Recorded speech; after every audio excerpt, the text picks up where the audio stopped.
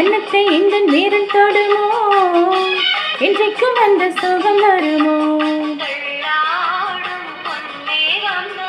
இந்நாளும் உன் வானம் நான்